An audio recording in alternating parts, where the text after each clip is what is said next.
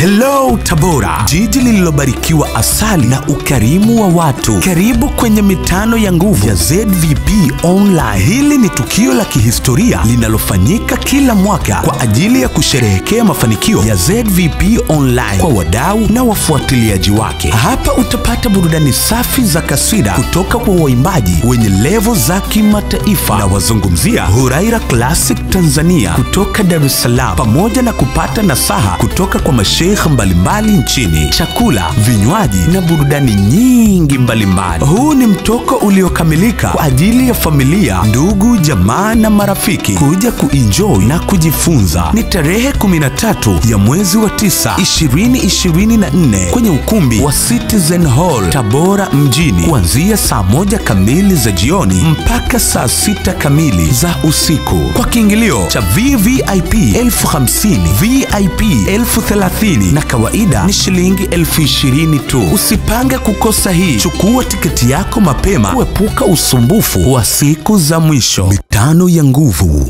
ya ZVP Online. Tunazidi kupasua anga. Nguvu zaidi ya jana. Basi kama tulivyozungumza katika YouTube yetu iliyopita, tulizungumza kwa kusema kwamba ubepari ni unyama, ubepari ni unyama. Na kwa nini unakuwa unyama? Sababu ya ubepari kuwa unyama, manake ile haki wao mabepari ndio wanafanya batili, na wanaamini hivyo, na wanawaaminisha watu hivyo, na wanataka wawaaminishe watu kwamba ile haki ni batili, na ile batili ambayo ndio wanaotaka kuitetea wao na iwafikishe pale katika makusudio, ile batili wao wanasema ndio haki. Kama hivi mnavyoona leo wa Israeli, NATO, pala na wenzake hawa Marekani, wao wanaona haki kwamba ile haki ya Palestina ndani ya nchi yao wao wanaona kwamba ni batili, hawana haki, haki ni ya kwao. Na hata kama ndani ya nyoyo zao wanajua kabisa, sio kwamba hawajui, wanajua kwamba hili tunalolifanya ni batili, ni baya, lakini kwa sababu wana makusudio yao ya dhulma, na hawawezi wakafanikiwa katika makusudio yao hayo ya dhulma mpaka ile haki waifanye batili na batili waifanye haki. Kwa hivyo haya ni mambo yashatokea sana katika dunia, lakini watu wanaotaka kufanikiwa, wanaotaka katika haki zao, wapate haki zao, waiangushe batili, hawa watu wanatakiwa wawe na sifa zifuatazo. Kwanza, wawe na subira ya kutosha, Pili, waelewe kwamba hii haki sio kwamba hii haki itapatikana kama vile manake mtu anayepelekewa chai ndani ya kisahani. Haiwi hivyo ndani ya kikombe, haiwi hivyo. Haki, kwa sababu batili inasimamiwa na watu mara nyingi wenye nguvu sana, wenye hila sana, na hawataki kubadilika, kwa sababu wakibadilika tu ile haki ambayo iliyoko kwa upande wenyewe wa haki yao, basi itabidi wawape. Na hii sio sasa hivi. Hata wakati wa Mtume sallallahu alaihi wasallam, wakati wa Mtume walipotaka kuisimamisha haki ya Uislamu, haki ya Allah subhanahu wa ta'ala, ilikuwa kazi kubwa, tena ilikuwa kazi ngumu, na ilikuwa kazi ilihitajia subira kubwa. Na masahaba radhiyallahu anhum, wao walisubiri sana na walikuwa imara sana, mpaka ikafika hatua, lakini kwa sababu yale mambo kila wakiyatizama, nguvu inaowakabili wao ni kubwa. Kwa hivyo na wao nguvu yao ni ndogo, kwa hivyo nguvu yao ni dogo, wanapambana na nguvu kubwa. Hapo ikawa sasa wanapambana, na wakati mwingine kama shetani anawaingia hivi, ibilisi, wanaona hivi kweli sisi tutashinda? Hivi kweli tutaisimamisha dini ya Mwenyezi Mungu katika hatua kama hii, mpaka mwisho wakabidi wakamuuliza Mwenyezi Mungu, mata nasrullah, Mwenyezi Mungu, tunapambana, wenzetu wanakufa, wengine wanaingia ndani ya matatizo mbalimbali, lakini upenyo wa kufanikisha sisi jambo letu hatuuoni, mata nasrullah. Wanauliza Wanamwambia Mtume, hebu tuulizie au tupatie habari, nusura ya Mwenyezi Mungu itakuja lini? Hivi sisi tunaweza tukashinda uchache huu tulionao, nguvu hizi tulizonazo, nguvu za adui tunayepambana naye asiyetaka haki na akasimama kiushupavu, kweli itakuja wakati tutashinda? Mwenyezi Mungu akajibu, mata nasr, inna nasrullahi karibu. Waambie Muhammad, waambie wafuasi wako, inna nasrullahi karib, hakika ya nusura ya Mwenyezi Mungu ipo karibu. Wala wasiwe na wasiwasi, ushindi utakuwa wao tu. Haya leo ndiyo yanayotokea kwa Palestina, ndiyo yanayotokea katika Palestina. Wengi tulikuwa tunahisi kwamba Palestina iko mbali na kupata ushindi. Palestina, maadui Marekani, NATO, na wote Marekani, Ufaransa na wengine wenye nguvu kubwa tu, lakini hawa watu wa Palestina walikuwa wachache, nguvu zao ndogo, lakini inna nasrullahi karib inaonesha kwamba sasa hivi nusura ya Wapalestina kila mmoja anajua sasa, na anaona kila mwenye akili kwamba inna nasrullahi karib, nusura ya Mwenyezi Mungu iko karibu na Wapalestina. Kwa nini tunasema hivyo?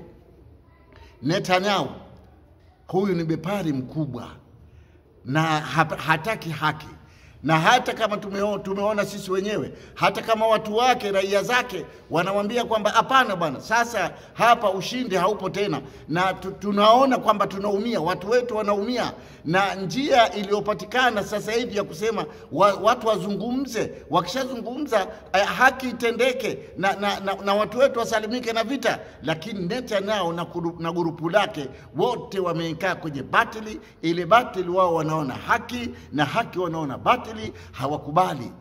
Netanyahu leo amekuwa katika ulimwengu ni kama paka, na wale wa Israeli wale watu wake tayari ameshageuza panya.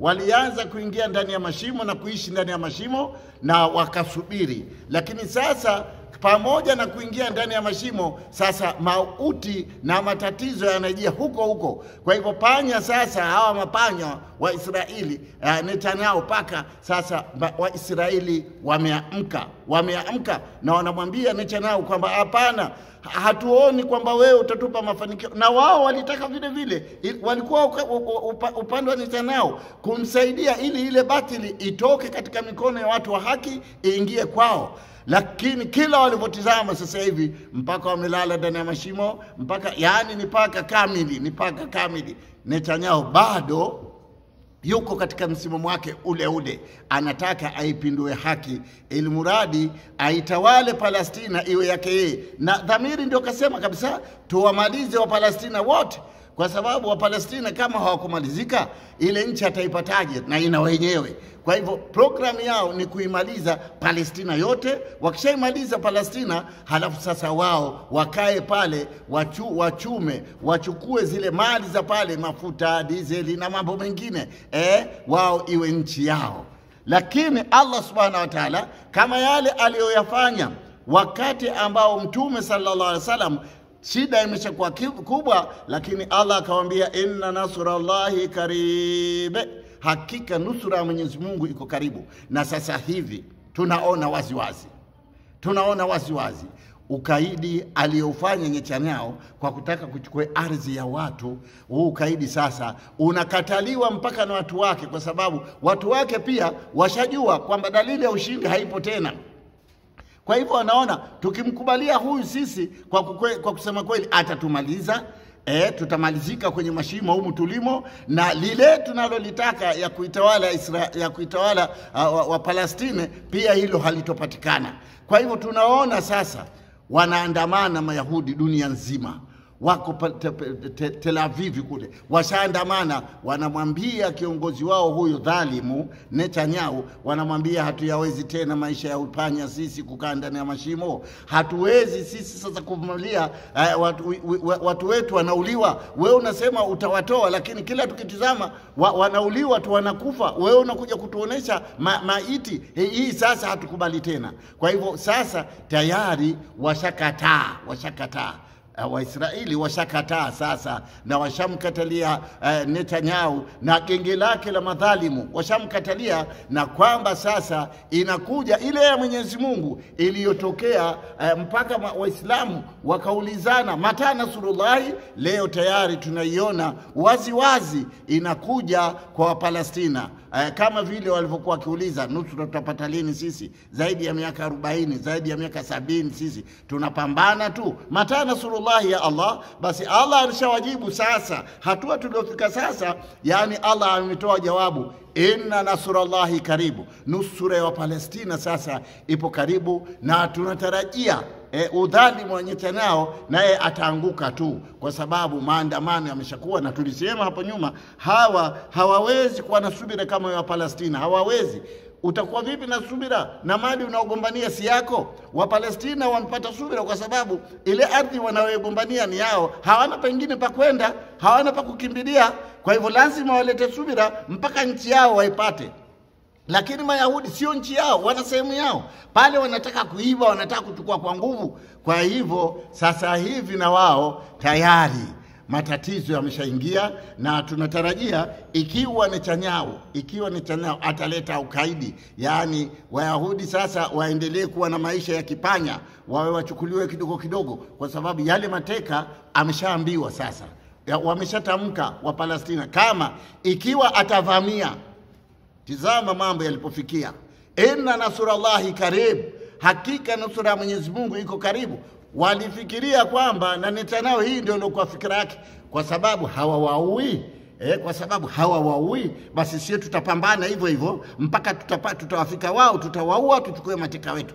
Lakini sasa wameshasema, na ipo na ndio watakavyofanya. Kwa kusema kweli, wameshasema ikiwa Israeli itaingiza jeshi lake mpaka kuwakabili hawa waliotekwa, Wayahudi waliotekwa, basi moja kwa moja Netanyahu asifikirie kama atawapata wazima, tutawamaliza wao kwanza. Kwa ile nia iliyokuwepo na ile fikra iliyokuwepo imekatika sasa, imekatika, na Waisraeli wanajua kabisa kwamba hawa hatuwezi tukuwapata. Tukimuendekeza Netanyahu paka huyo atatumaliza sisi, na alafu itakuwa tumepata hasara tu, na uwezekano kupata hii nchi ya Wapalestina tuichukue sisi, sasa uwezekano huo haupo. Inna nasrullahi karibu, hakika nusura ya Palestina sasa ipo karibu. Tunashuhudia maandamano, tunashuhudia vurugu inayofanyikana sasa. Israeli watu hawataki vita, na wanalazimisha kwamba lazima Netanyahu akae na Wapalestina. Tayari mkataba ule ulioambiwa ule, ambao mkataba ule ndio utawapa Palestina nchi yao, ndio itawapa ushindi katika nchi yao, mkataba ule ambao waliukataa, na Waisraeli wakamuunga mkono Netanyahu. Lakini wanajua sasa salama yao haiwezi kupatikana tena, ila salama itapatikana watakapokubaliana na Wapalestina. Inna nasrullahi karibu. Tunaona wazi kwamba sasa Palestina inaingia katika muhula mpya, inaingia katika mfumo mpya, na mfumo huu tunaona wazi kwamba Wapalestina watapata nchi yao, kwa sababu na wakikataa ikiwa watamwacha Netanyahu afanye atakavyo, madhara yatakuja makubwa sana kwa Wapalestina, madhara yatakuja makubwa sana kwa NATO, kwa sababu msaada wote walioutoa sasa, wale waliopewa msaada kwa mategemeo kwamba watashinda, wataichukua Palestina, wale waliopewa msaada sasa wanaukataa msaada. Wameshaona kwamba nini umuhimu wa amani, wanataka amani sasa wawapate watu wao. Kwa hivyo tunasema, na haya sio hapa tu, yameshatokea sehemu nyingi, lakini kama tulivyosema, tunamalizia, ubepari ni unyama. Marekani NATO na wenzake wote na hawa genge la Netanyahu, hawa wote walikuwa kitu kimoja, na walikuwa sasa kitakacholeta inshallah kwa ufalme wake amani na ushindi juu ya Palestina ni ile kwamba wao pamoja na mabepari wamekaa pamoja, bado wako tayari waue tu mpaka hii nchi waichukue wao Palestina, lakini wale wanaotaka waliokuwa wakiunga mkono wafuasi wao wote sasa hawakubali tena, wanataka watu wao na wanataka amani. Kwa hivyo tunasema kama alivyosema Allah subhanahu wa ta'ala, mata nasrullahi, watu wanaopenda haki waliuliza lini tutapata nusura? Allah akajibu, inna nasrullahi karib, hakika nusura ya Mwenyezi Mungu iko karibu. Na sisi sasa tunaona wazi wazi kwamba nusura ya Palestina ipo karibu, na ile dhulma walioifanya kina Netanyahu, wakaifanya Marekani, wakaifanya NATO, sasa hivi inshallah kwa ufalme wake Allah inaanguka. Kwa haya tunayosema, na tunaona wazi wazi kwamba Palestina sasa watakuwa mabwana katika nchi yao. Amin, amin, amin. Assalamu alaikum wa rahmatullahi wa barakatuh.